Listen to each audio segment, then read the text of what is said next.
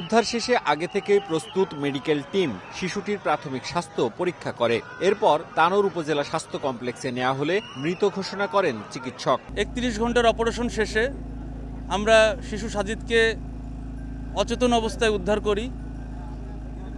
আমরা আসলে কিছুটা বাচ্চার নিথর দেহটা ধরার পরে আমরা একটু ইমোশনাল হয়ে গিয়েছিলাম কিছুক্ষণের জন্য। তারপরেও আমরা চেষ্টা করেছি দ্রুত হসপিটালে প্রেরণ করার। সচরাচর যেসব অপারেশন করি এই অপারেশনটা একটু ভিন্ন। শুরুতেই আমাদের একটু ইমোশনাল কারণে হয়তো ভুলটা হয়ে গিয়েছে। আমরা আসার আগেই ওনারা চেষ্টা করেছিলেন।